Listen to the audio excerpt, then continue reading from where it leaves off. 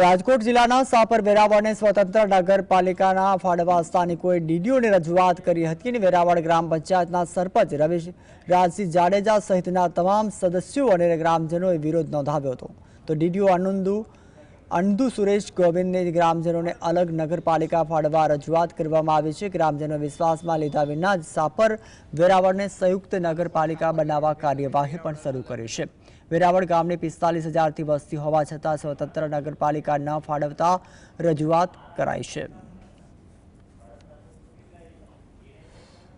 ક્યાંક ને ક્યાંક સરકાર એવો નિર્ણય કરવા જઈ રહી છે અને ગઈકાલે જ ડીડીઓ સાહેબ પાસે રિપોર્ટ મંગાવવામાં આવ્યો કે સંયુક્ત સાપર વેરાવળની નગરપાલિકા બને તો સ્પષ્ટ અભિપ્રાય આપો, પણ એ બાબતે માનનીય ડીડીઓ સાહેબે અમને કઈ વિશ્વાસમાં કોઈ લીધા નથી, અમને કઈ પૂછ્યું નથી. અમારે 5 વર્ષથી સરકારશ્રીને ડીડીઓ સાહેબને કલેક્ટર સાહેબને એવી રજૂઆત કરેલી છે કે અમને સંયુક્ત નહીં પણ સ્વતંત્ર નગરપાલિકા આપવામાં આવે તો અમારી જે સરકારશ્રીના ધારાધોરણની જે વસ્તીનું છે જે 25,000 એની જગ્યાએ 45,000 થી 50,000 અમારા ગામની વસ્તી છે, તો સ્વતંત્ર રીતે અમને નગરપાલિકા મળે તે માટે આજે માનનીય ડીડીઓ સાહેબને અમે રજૂઆત કરવા આવ્યા હતા કે અમારી લાગણી અને માગણી માનનીય મુખ્યમંત્રી શ્રી સુધી પહોંચાડે. વેરાવળ ગામ પાસેથી આજે આ રીતે એક આવેદન આપવામાં આવેલ છે આપણી કચેરીમાં, અને આ સમયસર ઉપલી કચેરીમાં હેડ ઓફિસમાં પણ અમારા વિભાગમાં પણ અને માનનીય મુખ્યમંત્રીશ્રીની ઓફિસમાં પણ સમયસર પહોંચાડી દેશે.